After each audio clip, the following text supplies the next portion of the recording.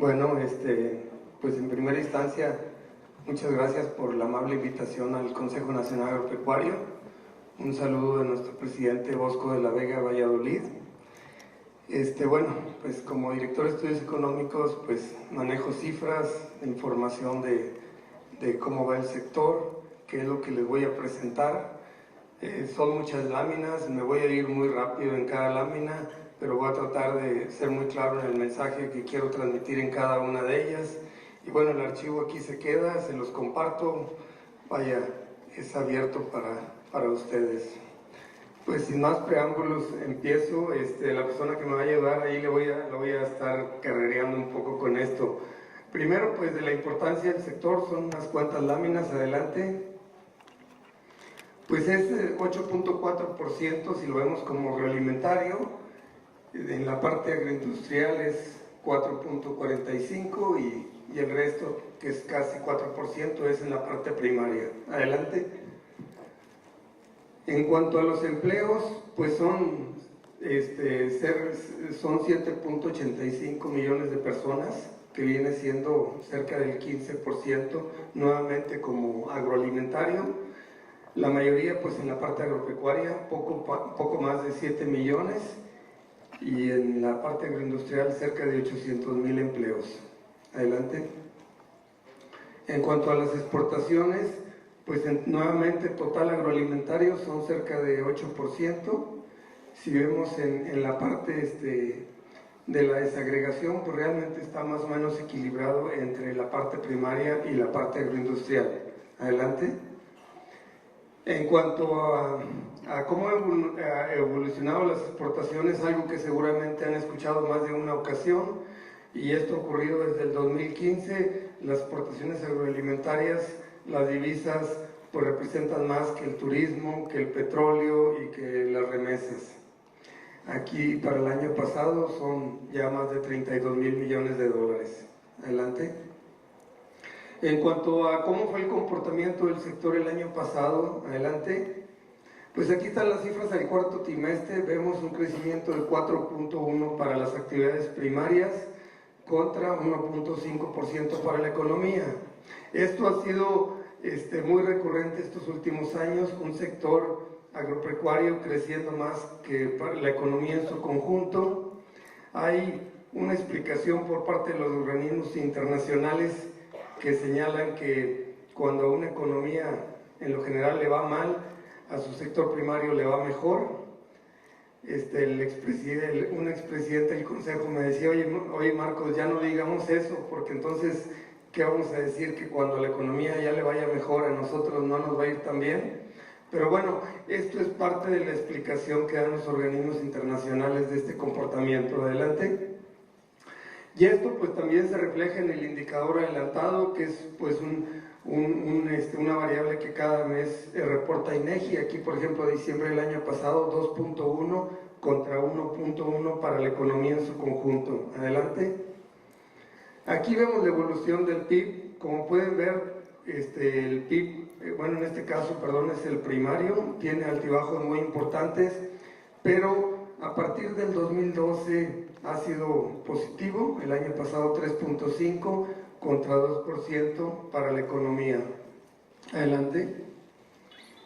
Aquí es otro indicador que no tiene, vaya, mucho tiempo que lo generó el INEGI, es indicador de productividad. Aquí vemos para el cuarto trimestre del 2017 1.6 para las actividades primarias contra menos 0.1 para la economía en su conjunto. Adelante. Aquí pasamos a la parte de la producción agroindustrial.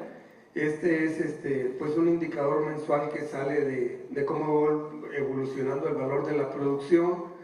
Aquí vemos para la industria alimentaria, pues el año pasado un crecimiento de 6%, y en la parte de la industria de bebidas y tabacos de 11.5%. Estos son los dos grandes componentes de la agroindustria, obviamente con mucho mayor peso específico la parte alimentaria. Adelante. Y aquí está la desagregación de industria de bebidas y tabaco.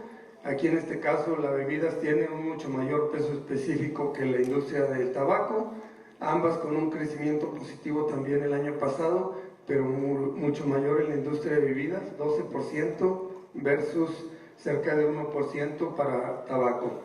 Adelante. Aquí pues está desagregado las principales ramas de la agroindustria, pues vemos que las principales son la industria de panadería y tortillas, así como la de molienda de granos y obtención de aceites. Adelante. Aquí pues es cómo se comportaron cada una de las ramas el año pasado. Pues en general el mensaje, sin entrar a mucho detalle, pues es el mismo que se veía en lo general, o sea, crecimiento positivo en todos los casos. Adelante. También es la continuación de las diferentes ramas con un crecimiento positivo. Adelante. Ya hablando del PIB agroindustrial, el PIB agroindustrial normalmente es positivo, a diferencia de lo que veíamos en la parte primaria, pues también con algunos altibajos. Aquí el año pasado cerró en 1.7, pues menor que los 2 años anteriores, pero sí superior pues que los niveles que alcanzó aquí en 2013-2014. Adelante. Aquí si lo vemos desagregado, aquí vemos que la industria alimentaria creció 1.6%, bebidas y tabaco 2.3%, como ya comenté, la bebidas y tabaco tiene mucho menor peso específico. Adelante. Aquí el tema del empleo, aquí es trabajadores asegurados en el Seguro Social a diciembre, permanentes totales para nuestra economía 4%, en el campo 7.25% y los eventuales 10.4%. Como les digo, este es un patrón que ha sido muy recurrente, al igual que en el PIB, en el empleo y igualmente en las exportaciones. Vaya un desarrollo favorable del sector agroalimentario. Adelante. En cuanto a la participación de la población ocupada a nivel nacional en la parte primaria, es el 13%. Antes era un poco más alta, paulatinamente ha venido reduciéndose, pero igual pues sigue siendo muy relevante. Adelante. Pues aquí es una gráfica que muestra un poco lo que ya comentaba, o sea, la línea azul punteada es la cifra del empleo, pues aquí a partir de 2010, aquí niveles de 6 millones, anda ya superando los 7 millones, pero la participación, pues también, por ejemplo, aquí en este nivel, en el 2010 alcanzó 14.4, aquí anda ya en 13.3, o sea, paulatinamente ha sucedido eso. Adelante.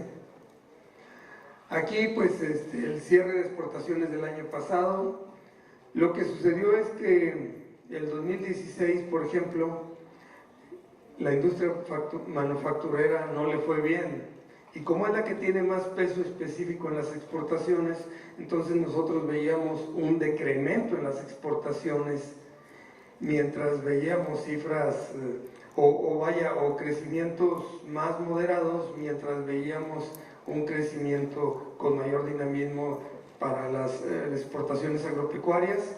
Ya el año pasado ya se recuperó la industria manufacturera y por lo tanto las exportaciones como país ya se recuperaron también, y entonces el año pasado vemos estas cifras de crecimiento de exportaciones agropecuarias 8.9, manufactureras 8.5 y las totales 9.5. Adelante. Aquí pues es la evolución que han tenido las exportaciones agroalimentarias a partir del 2005 en esta gráfica, pues es un crecimiento de 181%, estamos hablando de una tasa media de crecimiento anual del 9%. Adelante. Nuestra balanza, pues si hace algunos años yo hubiera hecho una apuesta, la hubiera perdido. Yo nunca pensé que nuestra balanza fuera a ser superavitaria. La única vez en el pasado que había sido superavitaria fue en 1995 y tuvo que ver por la importante devaluación que hubo ese año, porque finalmente la devaluación pues es un elemento que también favorece a las exportaciones. Pero bueno, pues a partir del 2015 hemos tenido una balanza agroalimentaria positiva y creciente, como pueden ver en estos últimos 3 años, pues ya actualmente llegando casi a los 6,000 millones de dólares. Adelante. Y esto pues se deriva, aquí en esta gráfica podemos ver cómo los principales productos agroalimentarios que exportamos pues han traído un crecimiento de 2 dígitos. Aquí, por ejemplo, para el cierre del año pasado está jugo de naranja congelado, espárragos, aguacate, cerveza, nuez, carne de puerco, artículos de confitería, limón sin semilla, mangos, preparaciones a base de cereales, galletas dulces. Bueno, este es el dato para el total de las exportaciones de casi 12%, y el tequila. Pero bueno, es una suerte que es, pues como pueden ver, es una combinación tanto de productos primarios como agroindustriales con un muy buen dinamismo. Adelante.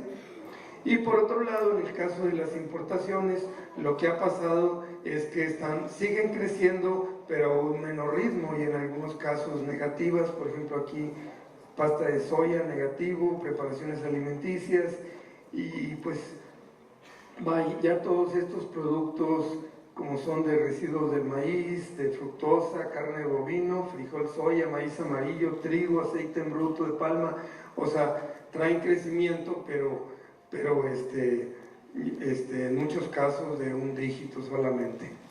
Adelante. Pues aquí está un poco lo que ha pasado con las tasas de interés en nuestro país. Pues en la medida que la Reserva Federal en Estados Unidos ha estado aumentando la tasa de referencia, pues el Banco de México lo ha replicado en nuestro país, y esto es pues la información. Arrancamos aquí en 2014 a mediados del año con 3%, la tasa de referencia del Banco de México, andamos en 7.5%, y en Estados Unidos a finales de diciembre el rango estaba de 0.25 a 0.5, actualmente ya considerando la que se dio recientemente en marzo, ya andamos entre 1.5 a 1.75 el rango. Adelante. La lámina anterior la saqué solamente en colación a las que siguen, que tiene que ver con el financiamiento al sector agroalimentario. Ha sido positivo, vean ustedes cómo ha crecido, solamente el año pasado creció 20.5%, la cartera vencida es de 1.2%, es una cartera muy sana, y bueno, eso no quiere decir que ya hay suficiente financiamiento al sector agroalimentario, claro que no, a diferencia de países desarrollados, la participación del financiamiento como valor de la producción es mucho más baja en nuestro país, alrededor de 20-25%, mientras en otros países esta cifra puede llegar a 70%, pero bueno, ha habido un crecimiento favorable en el financiamiento. Adelante. Y en esto pues también influye la participación de la banca de desarrollo. Por ejemplo, aquí FIRA el año pasado creció 3.6%, sus cifras en términos nominales, bueno, en reales pues fue negativo, pero en el caso, por ejemplo, de la financiera, 11.6 positivo en términos nominales, y real casi 4.6. Adelante. En cuanto a hacia dónde se dirigen los recursos, pues bueno, casi el 60% van a la agroindustria. Adelante. En cuanto a la inversión extranjera directa, pues bueno, la inversión extranjera directa al sector agroalimentario, si lo vemos en su conjunto, pues es una participación importante. Aquí vemos un acumulado histórico de 12.1%, pero ojo, esto tiene que ver mucho con que las cifras de inversión extranjera reflejan operaciones como las ventas de las cerveceras. Entonces eso hace que crezca mucho la participación. Pero en la parte primaria, pues realmente la inversión extranjera directa históricamente ha sido marginal, es 0.3%. Y de hecho aquí, pues para las cifras del cierre del año pasado, la inversión fue negativa, fue positiva en la parte agropecuaria, pero pues es muy insignificante, pero en la parte agroindustrial fue negativa. Entonces, pues el resultado final es que hubo un decremento en la inversión extranjera directa. Adelante. Y bueno, como ya lo comenté, la inversión extranjera directa refleja mucho operaciones como la de las cerveceras, y aquí lo vemos. Si vemos la información para el año pasado, de la inversión total, el 7.2% fue solamente a la parte primaria, el resto, casi 93%, fue a la agroindustria, y de eso la mayoría en la parte de bebidas y tabacos, como se puede ver aquí en el lado derecho. Adelante. Aquí es la evolución de las tasas de interés. Pues el año pasado cerramos en 6.77%, ya era un acumulado de 8 meses a partir de mayo del 2017, que la referencia estaba por arriba del 6%. Adelante. Ahora, si veo hacia el interior de la inflación, pues lo que nos interesa en la parte agroalimentaria, tenemos que para alimentos, bebidas y tabaco, los últimos años, pues la inflación ha sido creciente y ha sido superior a la inflación general. Eso también es un fenómeno que se ha dado. Aquí el cierre del año pasado, 6.77 contra 6.82, ligeramente mayor, pero todavía mayor. Adelante. Si vemos en la parte agropecuaria, es el mismo fenómeno. Vemos que la inflación ha sido, para los productos primarios, ha sido mayor que la inflación general. Y por ejemplo, aquí el año pasado, 9.75 contra 6.77 para la inflación general. Aquí sí se nota más la diferencia, y luego por eso el Banco de México nos anda echando la culpa de que el tomate, que la cebolla, que tienen que ver en la inflación, ¿no? Adelante. Y por otro lado está el tema del índice nacional de precios al productor, porque también ese es otro fenómeno que ha pasado, un índice nacional de precios al productor para los productos agroalimentarios más alto que el índice nacional de precios para la economía en su conjunto. Aquí para el año pasado la parte primaria 5.35 contra 4.65 el general, la industria alimentaria en casi 5.6 y para bebidas y tabacos casi 5.3. Adelante. Y bueno, algo bueno que se empezó a percibir a finales el año pasado, esta es una gráfica de GEA, del Grupo de Economistas y Asociados, que se las comparto, donde ellos tratan de demostrar que ya la inflación al productor, ya el año pasado empezó a dejar de presionar a la inflación al consumidor, que es la línea de color azul. Esto hablando en lo general, ¿no? Adelante. En cuanto a la producción, por ejemplo, aquí cifras para el primavera-verano 2017, 1.6% de aumento en la producción, 1.6% de aumento en la producción. Para los perennes, en superficie cosechada 0.8 y en producción 0.4. En general, lo que ha pasado estos últimos años es que la producción agrícola viene creciendo, pero a un menor ritmo de crecimiento que los cárnicos, que el sector pecuario en general. Y esto tiene que ver pues en asuntos como los bajos precios internacionales de los commodities para los granos básicos, pues que están afectando la rentabilidad, y poco a poco eso se va viendo reflejado en la producción de granos en nuestro país. Adelante. Aquí vemos las cifras de crecimientos para los diferentes cárnicos. Como pueden ver ustedes, aquí en avicultura 4.2, bovino 2.45, porcino 4.6, huevo casi 4, leche 1.7. O sea, como ya comenté, traen un mayor dinamismo. Ese ha sido el patrón los últimos años. Adelante. Y bueno, un tema que ha favorecido los últimos años, también hay que señalarlo, tiene que ver con las buenas condiciones climatológicas que han prevalecido. Aquí, por ejemplo, al cierre del 2017, el porcentaje de almacenamiento empresas, pues es menor que los 2 años, pero sigue siendo muy favorable. Más adelante se ve en una lámina, en un perfil de más años, esto que estoy señalando. Adelante. Ahora, ¿qué vemos hacia el presente año? Continuamos. Pues bueno, aquí también son proyecciones de GEA del PIB. Ellos pronostican un crecimiento de 1.9% para nuestra economía y agropecuario 3.5%. Pues esto volvería a mantener el mismo patrón de un sector primario creciendo más que la economía. Adelante. Aquí pues es de la encuesta mensual del Banco de México de especialistas, donde ellos, por ejemplo, pues para el PIB hablan una cifra un poco mayor, 2.2.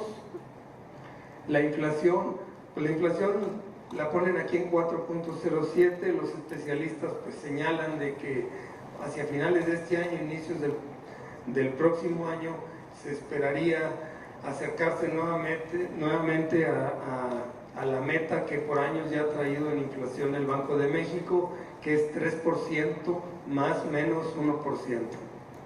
Adelante.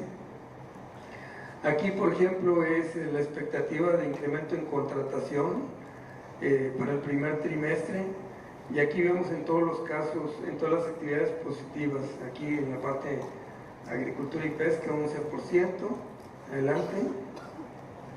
Aquí es el avance a marzo de los trabajadores asegurados al IMSS. Se vuelve a repetir el mismo patrón que veíamos hace rato, 4% en los totales, permanentes en el campo 5.6%, eventuales casi 15%. Adelante. Y bueno, ya si hacemos un comparativo entre las diferentes ramas, aquí por ejemplo puestos de trabajo formales, a marzo de este año, el que lleva mejor desempeño es el agropecuario, y eso es algo que a lo mejor ustedes lo han escuchado porque de repente ha salido esto también en los medios. Adelante. Y bueno, pues esta gráfica solamente es en el sentido pues de la importancia del comercio. Aquí es las exportaciones de México como porcentaje del PIB, pues es muy notable el crecimiento que ha tenido. Adelante. Y también en las importaciones, ¿por qué no decirlo, no? En ambas variables. Adelante. Y pues en cuanto nuevamente el papel de FIRA y la financiera, pues vean ustedes el avance a marzo de este año, 4.5 en términos nominales FIRA, financiera casi 8%. Y bueno, aquí FIRA todavía sigue siendo ligeramente negativa en términos reales, no es el caso para la financiera, que también es positiva en términos reales. Adelante. En cuanto a la inflación, pues a marzo de este año ya se ubicó en 5.04%, entonces pues bueno, es una buena señal en el sentido que ya va disminuyendo, ¿no? Como pueden ver aquí. Adelante. Pero en la parte que veíamos de la inflación, por ejemplo en el caso de alimentos, 5.35 contra 5.04, sigue siendo mayor la inflación para alimentos que la inflación general. Adelante. Y en el caso del sector primario, con mayor medida, 7.74 contra 5.04, o sea, sigue prevaleciendo el mismo patrón. Adelante. Y en cuanto al índice nacional de precios al productor, nuevamente aquí vemos para actividades primarias 6.35 contra un índice general de 3.6, y para la industria alimentaria 4.9 contra 3.6. El único que ya está por debajo de la inflación general es para bebidas y tabaco. Adelante. Y aquí en la gráfica histórica que les decía del almacenamiento de empresas, por ejemplo, a marzo de este año casi 63%. Le digo, es ligeramente menor que los últimos 3 años, pero es indudable que hemos tenido buenas condiciones climatológicas, que eso también ha favorecido al sector. Adelante. Y bueno, en la parte de la agroindustria, por ejemplo, aquí está la evolución los últimos 5 años del Standard & Poor's, del indicador de la bolsa, en color azul, y el amarillo es para empresas alimentarias, pues que trae un crecimiento más favorable. Esto es en lo general, y en la siguiente lámina, por favor, se ve más por empresas.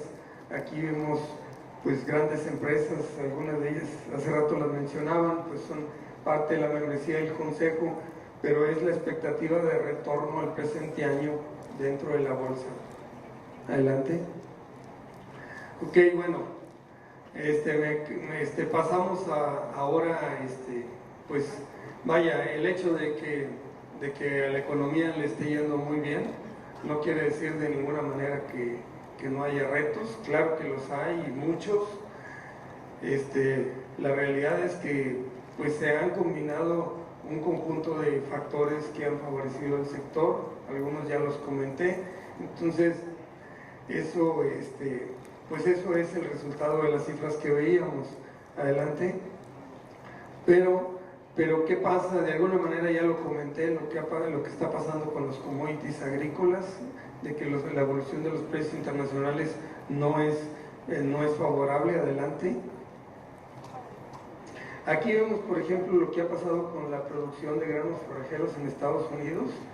Estas cifras son mayoritariamente para maíz, pero aquí vemos, bueno, ya la expectativa para el presente ciclo es de una ligera reducción, pero pues es un crecimiento de 35% que ha tenido estos últimos años. Si vemos en inventarios, mucho más notable el crecimiento, casi 140%, aunque también aquí para el presente ciclo también se refleja cierta reducción en los inventarios. Adelante. Aquí vemos el indicador de porcentaje de uso, que es simplemente inventario sobre utilización, y aquí vemos, por ejemplo, para trigo cómo se fue incrementando. Pues nuevamente al final muestra para el presente ciclo cierta reducción, y aquí también, aquí lo vemos para los granos también cómo se fue incrementando, vaya, más o menos el mismo patrón que el trigo. Adelante. Y bueno, aquí es la evolución de los precios de maíz, sorgo y trigo. De hecho, más recientemente ya se observa como que cierta recuperación, pero la realidad pues es que en esta gráfica aquí de 2013 a la fecha vemos caídas para maíz de 56%, sorgo casi 80% y trigo 57%.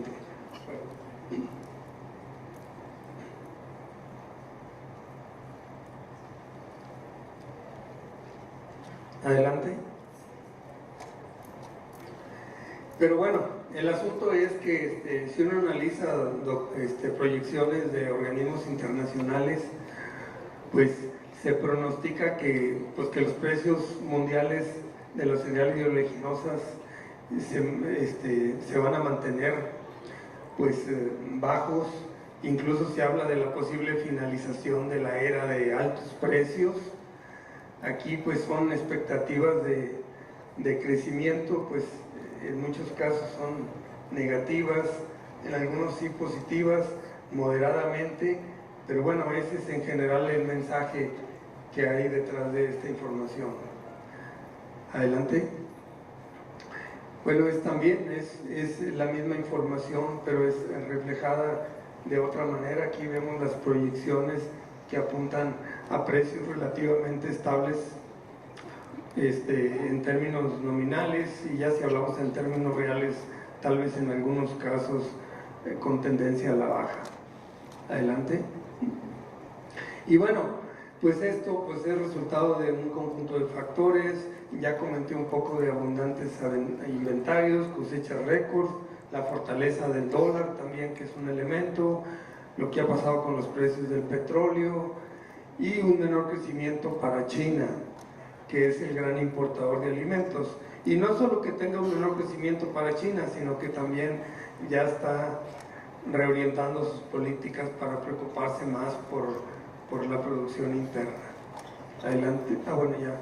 Y bueno, aquí es lo que ha pasado con el tipo de cambio, ¿verdad? O sea, llegó a alcanzar un crecimiento, esto es a partir de noviembre de 2014, un ajuste de 57%, luego pues ya más recientemente aquí se observa una caída de 15%, pero ya en todo el periodo estamos hablando de un crecimiento de 37%, y esto, pues aunque se puede decir que pues puede favorecer a los granos, porque pues es un factor que incide en el valor de lo que se importa, pero también pues impacta mucho en los costos de producción de los agricultores por todos los insumos importables. Adelante. Entonces, pues, ¿qué tenemos para los granos básicos? Pues ya vimos una caída de precios, aumento en costos, lo acabo de señalar. Esto pues conlleva una pérdida de rentabilidad y esto hace la necesidad de actualizar las referencias de ingreso objetivo, que bueno, es un tema que se está viendo las autoridades. No es un tema fácil porque pues al momento que se actualicen estas referencias de ingreso objetivo, de alguna manera también el gobierno ya se va a generar un compromiso de que mínimo hacia adelante debe asegurar ese nivel de precios. Entonces está la discusión en ese sentido y pues vinculado particularmente pues a menores recursos para apoyo. Adelante. Y aquí pues aquí solamente esta lámina es para hacer una reflexión de la meta que se tenía en el actual sexenio, de producir internamente el 75% de los principales granos y oleaginosas de acuerdo a la recomendación de la FAO. Esta es información del quinto informe de gobierno de Peña Nieto y pues aquí vemos lo que ha pasado, ¿no? O sea, en realidad pues al 2016 estábamos en el mismo nivel que el 2013, incluso los otros años aquí del 2014, 2015 ha estado por abajo. Adelante. ¿Y qué sucede? Pues sí, efectivamente estamos incrementando nuestras exportaciones con productos, pues digamos, de mayor valor, como las frutas, las hortalizas, los agroindustriales, pero también estamos importando más productos básicos, porque pues aquí si lo vemos en términos de volumen y no de valor, que es como la información que les compartía, porque obviamente pues otro de los factores que ha hecho que traigamos una balanza comercial superavitaria es que lo que importamos lo estamos importando a menor precio, ¿no? Entonces eso impacta ahí en el resultado en valor, pero aquí vemos la evolución que han tenido las importaciones, en este caso de granos básicos y oleaginosas, pues siguen creciendo, o sea, vaya, estamos cada vez dependiendo más en la parte de productos básicos. Adelante. Y lo mismo sucede en cárnicos y también aquí en productos lácteos. Adelante. Y bueno, también aquí es una información del informe de gobierno, las cifras en cuanto al indicador de dependencia para pues algunos de los productos básicos y el comparativo contra 2016, como en todos estos casos estamos trayendo mayor dependencia. Adelante. Y bueno, aquí pues es una proyección de lo que ya comenté, de que se esperaba, que se tenía como meta alcanzar el 75% de autosuficiencia en granos básicos y oleaginosas. Pues aquí la línea punteada roja pues es indudablemente lo que se proyectaba, la línea azul es lo que ha pasado en la realidad. Adelante. Y bueno, esta es información de las actualizaciones que hace cada año el Departamento de Agricultura de los Estados Unidos, pues donde recurrentemente están señalando a México como uno de los principales importadores de productos básicos hacia el futuro. Aquí, por ejemplo, hacia el 2027, 2028, nos plantean como el primer importador mundial de maíz, ya superando a Japón, por ejemplo, el tercer importador de sorgo, superando a China y a Japón, el octavo en trigo y noveno en arroz. Adelante. Si vemos en la parte de cárnicos, aquí está también un fenómeno particularmente más reciente que tiene que ver con las importaciones de carne de pollo. Estas antes eran más marginales, han venido creciendo. Las de cerdo ya venían creciendo con anterioridad, ¿no? Entonces, pues bueno, ya nos plantean como el primer importador de carne de pollo, siendo Japón el segundo y el primero de carne de cerdo, China segundo y Japón, y octavo mundial en carne de res. Adelante. Ok, ahora, ¿qué hay detrás de esto? Pues detrás de esto lo que hay pues es una necesidad de contar con una visión de mediano y largo plazo para las políticas sectoriales en nuestro país. En este sexenio se había prometido una reforma para el campo que ya no se hizo. Ahora pues algunos candidatos están planteando retomar esto. Adelante. Pero la realidad es que, o sea, si nuestros principales socios comerciales como Estados Unidos tienen un Farm Bill o la Unión Europea tiene una política agrícola común, pues es indudable que en México debemos ya transitar de estar cada año por ahí del mes de noviembre viendo la negociación del presupuesto para el siguiente año, para ver cuántos recursos va a haber, si van a desaparecer algunos programas, si van a generar nuevos programas, algunos cambian de nombre o cambian de enfoque. Vaya, necesitamos transitar hacia una mayor certidumbre para nuestros productores. Y por otro lado también se requieren políticas diferenciadas, ¿no? Una cosa es atender el desarrollo rural, otra cosa es el fomento productivo, otra cosa son las necesidades que puedan tener los productores de autoconsumo o los productores medianos que puedan transitar más abiertamente hacia los mercados. Y bueno, otra cosa indudablemente las preocupaciones que puedan tener los productores medianos grandes, porque finalmente pues en los mismos países en desarrollo pues o sea, los productores reciben apoyos, independientemente si son pequeños, medianos, grandes. Incluso me atrevo a decir que si uno ve información de Estados Unidos, también muchas veces la mayor cantidad de los apoyos están hasta concentrados en los medianos y grandes. Adelante. Entonces, pues bueno, como que es una pregunta de fondo el decir, bueno, ¿qué le queremos apostar en este país al sector agroalimentario, más allá de que estos años le he ido bien por un conjunto de razones?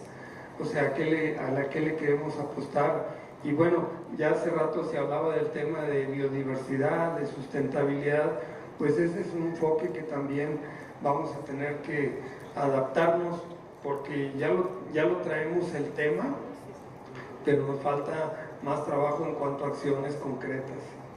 Adelante. Y bueno, dentro de los retos también, pues tenemos el tema de la pobreza. La pobreza como porcentaje de la población pues es más alta en las zonas rurales que en las zonas urbanas, y también ese es un tema que se requiere atender. Adelante.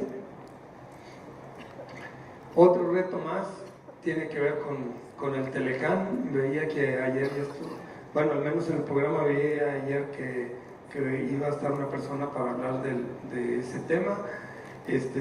Yo solamente aquí hago la reflexión de que lo que ha pasado como país es que hemos sido capaces de diversificar más nuestras fuentes de proveeduría de lo que importamos que de diversificar nuestros mercados de exportación.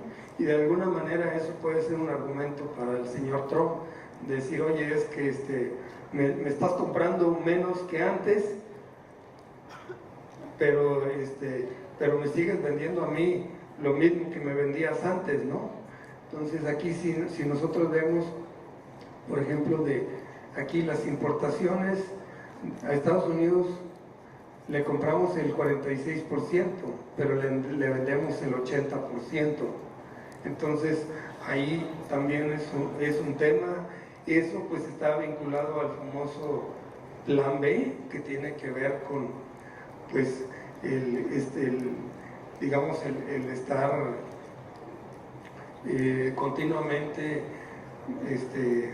en nuevos procesos para negociaciones comerciales, buscando abrir nuevas ventanas de oportunidades, pero finalmente lo que sí es una realidad pues es que en el corto plazo puede ser más fácil encontrar nuevos proveedores de lo que importamos que de un año a otro encontrar nuevos mercados para todo lo que exportamos, ¿no? O sea, podemos traer, en el caso del sector agroalimentario, podemos traer productos básicos de Sudamérica, de Brasil, de Argentina, van a tardar más días en llegar a México, a lo mejor 20 días en lugar de unos cuantos días, y el flete pues nos va a costar un poco más caro, pero en el caso de las exportaciones pues implica un trabajo que es más paulatino para abrir nuevos mercados. Adelante. Aquí vemos, pues en el caso de la parte agroalimentaria, pues traemos el 78% concentrado. La lámina anterior era el comercio total, aquí es del agroalimentario, pues el 78% de las exportaciones van a Estados Unidos. Adelante. Pero bueno, más allá de estos retos y además de lo que ha pasado positivo, por así decirlo, en los últimos años en cuanto a los indicadores económicos del sector, pues ya como país, como en nuestra parte agroalimentaria, traemos una serie de elementos que son fortalezas. Adelante. Aquí, por ejemplo, pues está el lugar que tenemos como productor mundial de frutas y hortalizas. Estamos entre los primeros 5 lugares en muchos productos. Adelante. En la parte pecuaria también, a lo mejor no entre los primeros 5, pero sí entre los primeros 10 podemos ubicarnos, igual en los pesqueros. Adelante. Y como exportador también, aquí hay muchos casos donde tenemos el primer lugar y otros donde estamos en los primeros 5 lugares. Adelante. Y bueno, otro tema que se puede ver como una oportunidad es que, de acuerdo a los organismos internacionales, una manera muy clara de atender la pobreza es buscando un mayor desarrollo de sus actividades agropecuarias. Esta es información de la OCDE, donde ellos concluyen que el crecimiento del sector agropecuario puede tener mayor impacto en la atención a la pobreza. Adelante. También es otra información, ahí está del Banco Mundial, donde también llegan a la misma conclusión. Dice: un crecimiento del 1% en el sector agropecuario aumenta el gasto de los 3 deciles más pobres en al menos 2.5 veces la magnitud en lo que genera el crecimiento en el resto de la economía. Adelante. Bueno, ya para seguir cerrando esto, adelante. Pues bueno, tenemos muchos retos como país, hablando en lo general. Pues está la reforma fiscal en Estados Unidos, y qué implica eso pues aquí para la competencia económica de las empresas en México. Tenemos el asunto de las elecciones, no solo en México, también en noviembre en Estados Unidos se va a renovar el Congreso. Entonces está la gran pregunta de que, bueno, ¿quién va a acabar aprobando la renegociación del Telecán? ¿El actual Congreso o un nuevo Congreso? Tenemos las tasas de interés, ya comentaba yo, de que pues el asunto es que todavía este año hay temores de que al menos 2 veces más la Reserva Federal suba las tasas de interés. La pregunta es: ¿qué va a hacer el Banco de México? ¿Ya se va a quedar quieto o va a volver a subirlas en nuestro país? La realidad es que ahora, con el incremento que dio en marzo, no las subimos en México porque ya el Banco de México se había adelantado un poco a esto, ¿no? Pero está ese tema. El tipo de cambio, ya comentaba que también pues encarece todos los insumos de importación, aunque favorece a las exportaciones. El tema presupuestal también, pues habrá que ver cómo va a resultar el ejercicio de recursos del presente año. Estamos ahorita ya en veda electoral Entonces eso pues también afecta el ejercicio de recursos para apoyos. El tema de las negociaciones comerciales, particularmente el Telecam, pero también dentro del Plan B pues hay otros frentes, particularmente el Telecuen, por ejemplo, es el segundo de relevancia que se está viendo ahorita. El tema de diversificación de mercados, ya también hablaba de eso. La inflación, de tratar de buscar llegar a la meta de nuevamente del 3%. Y el crecimiento económico, pues que ya son muchos años que no logramos salir de una banda de 2.5% como país. Adelante. Y bueno, para el sector agropecuario, pues ya comenté, se ha convertido en un referente de buenas noticias desde el 2015. Hacia el 2018 se vislumbra que se mantenga este dinamismo y reitero, no, por eso no quiere decir que no haya retos. Ya comenté del tema de granos básicos, también podríamos hablar de temas como la productividad. Por ejemplo, el maíz ya en Estados Unidos ya andan casi en 11 toneladas, aquí ya seguimos como en 3.3 toneladas, solamente como un ejemplo, ¿no? Adelante. Pues muchas gracias por su atención. Perdón si me fui muy rápido, pero era mucho material, pero bueno, aquí se los voy a dejar para que se los compartan y quedo a la orden si hay alguna pregunta.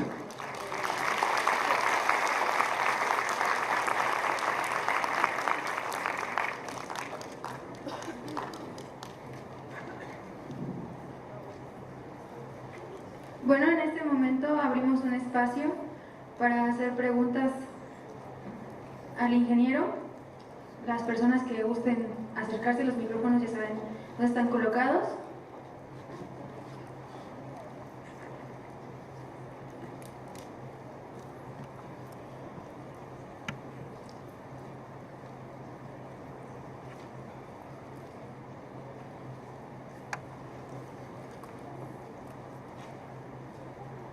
Buenos días.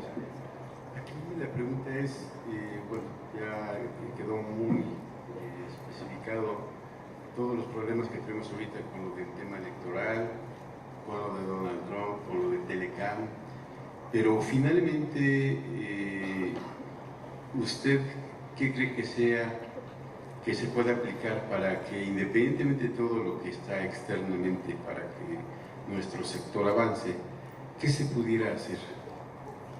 Porque cosas externas pues no están a nuestro alcance para manejarlas, pero que finalmente, sin que nos afecte todos los problemas, ¿qué se pudiera hacer para que realmente tengamos buenas perspectivas y noticias en materia de agroalimentación? Sí, pues bueno,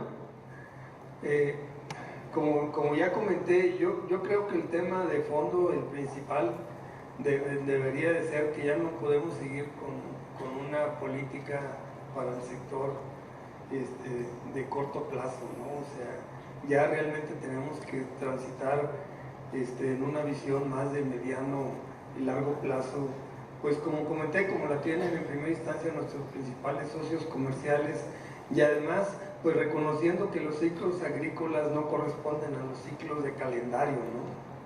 Entonces, por ejemplo, ahorita finalmente ya se resolvió los apoyos que va a haber para la cosecha otoño-invierno 2016-2017, pero todavía está la incertidumbre de cómo se va a resolver el primavera-verano 2017. Entonces, esa incertidumbre pues no ayuda a nuestros productores, ¿no? Y bueno, pues el otro tema que yo pienso que debemos preocuparnos es como país qué tanta dependencia queremos tener de productos básicos del exterior, ¿no? Porque aquí pues surgen varios conceptos y a mi gusto no está muy claro a veces los conceptos. Está el concepto de digamos, seguridad alimentaria, está el concepto de autosuficiencia, ¿no? Pero de repente, si uno lee la definición de un concepto como seguridad alimentaria, pues dice simplemente que haya abasto del producto y que la gente tenga recursos para comprarlo, ¿no? Pero eso no dice nada si el producto es nacional o internacional, ¿no? Entonces, estamos en una era de bajos precios internacionales pero ya en el pasado hubo también épocas de altos precios internacionales. Entonces, en la medida que generemos mayor dependencia del exterior, pues en una contingencia de altos precios nos volvemos más susceptibles, ¿no? Entonces yo creo que deberíamos ahí en ese tema también fijar una postura.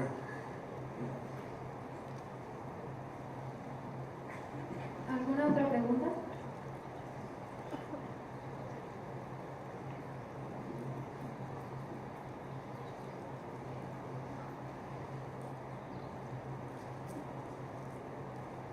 Bueno, de ser así, continuaremos a dar lectura del reconocimiento que otorgan la Universidad Autónoma Chapingo y el Simposio Internacional Agroindustrial, que dice la letra: Universidad Autónoma Chapingo, Departamento de Ingeniería Agroindustrial, Simposio Internacional Agroindustrial 2018. Otorgan el presente reconocimiento a el ingeniero Marco Antonio Galindo Holguín, por su valiosa participación como ponente magistral en el marco del 8º Simposio Internacional Agroindustrial 2018. Importancia de la agroindustria, perspectivas, tendencias y desafíos, con el tema Desafíos y panoramas del sector agroalimentario, realizado en la Universidad Autónoma Chapingo del 12 al 14 de abril del año en curso. Firman el director del Departamento de Ingeniería Agroindustrial, maestro en Ciencias, Francisco Martínez Mosqueda, y el presidente del Comité Organizador del Simposio Internacional Agroindustrial 2018, alumno Edgar Iván Ríos Santos. Un fuerte aplauso, por favor.